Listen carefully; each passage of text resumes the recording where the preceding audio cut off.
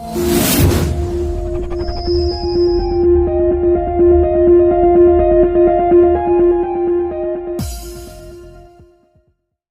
বন্ধুরা, আবারও হাজির হলাম।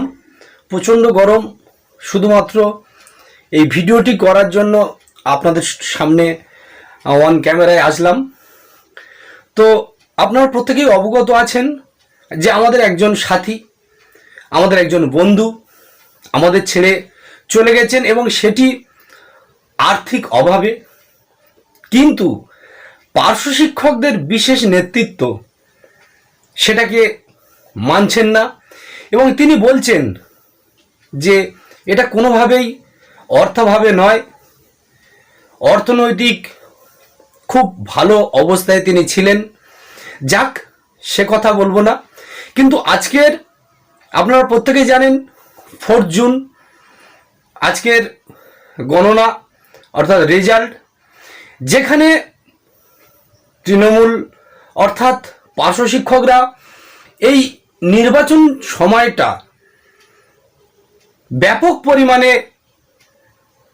দলের সঙ্গে ছিলেন, এবং পার্শ্ব শিক্ষকের বিশেষ নেতা এবং মাননীয় শিক্ষামন্ত্রী তিনি কথা দিয়েছেন যে নির্বাচন মিডলে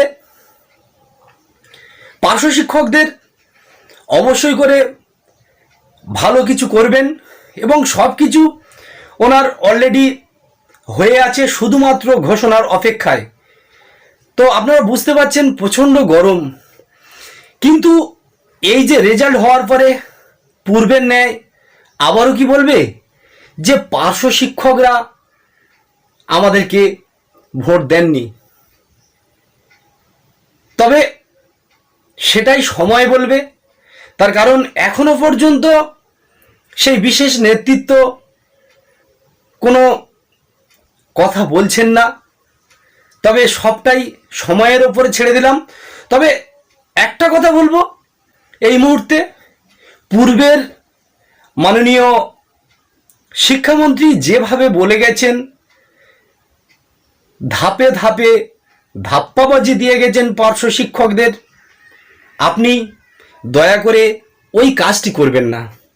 তার কারণ পার্শ্ব শিক্ষকদের যে অবস্থা সেটা আপনি আশা করি উপলব্ধি করতে পারছেন। বহু বন্ধু এই অর্থাভাবে বিনা চিকিৎসায় আমাদের ছেড়ে চিরকালের জন্য চলে গেছেন। তবে আর আমরা কোনো বন্ধুকে এইভাবে চলে যেতে দিতে পারি না। তার জন্য সম্পূর্ণ আপনাদের উপর আমি দোষারোপ করব। তার কারণ আপনারা পারতেন পার্শ্ব শিক্ষকদের কথা ভাবতে। আজকের খুব ভালো রেজাল্ট করেছে বাংলায় মামাটি মানুষ সরকার, এবং আপনাদের প্রতিশ্রুতি অনুযায়ী নির্বাচন হয়ে গেছে, রেজাল্ট আউট আজকের সমাপ্ত হলো। আপনারা যত তাড়াতাড়ি পারেন পার্শ্ব শিক্ষকদের কথা আপনারা ভাবুন।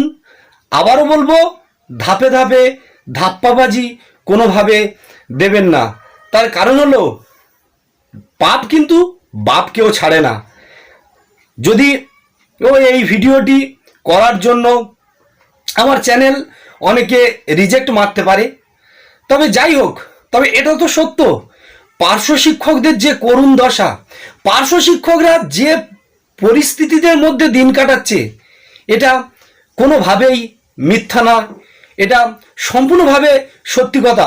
আবারও আমার চ্যানেলের পক্ষ থেকে যদি মাননীয় শিক্ষামন্ত্রী এবং মাননীয় মুখ্যমন্ত্রী মহাশয়া এই ভিডিওটি কোনো কারণে আপনার চোখে পড়ে, তবে দয়া করে পার্শ্ব শিক্ষকদের কথা ভাববেন, মাথায় রাখবেন, এবং আপনাদের কথা অনুযায়ী পার্শ্ব শিক্ষকদের খুব শীঘ্রই অন্ততপক্ষে 15 দিনের মধ্যে, 10 থেকে 15 দিনের মধ্যে পার্শ্ব শিক্ষকদের যে সমস্ত কিছু কমপ্লিট হয়ে আছে সেটা শুধুমাত্র ঘোষণার অপেক্ষায়।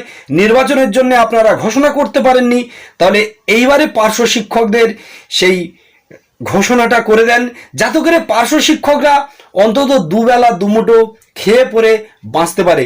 নমস্কার, ধন্যবাদ। প্রচণ্ড গরম আপনারা বুঝতে পারছেন, তার সত্ত্বেও এই ভিডিওটি করতে বাধ্য হলাম, তার কারণ আজকের পার্শ্ব শিক্ষকরা যেভাবেই এই নির্বাচনে নিজেদেরকে লড়িয়ে দিয়েছে এবং তার ফলস্বরূপ যদি পার্শ্ব শিক্ষকদের কিছু হলো না, তাহলে আপনারা বুঝতে পারছেন যে পূর্বের ন্যায়, যেমন পূর্বতন শিক্ষামন্ত্রী বর্তমানে কোথায় আছে সেটা আমি আর বলছি না।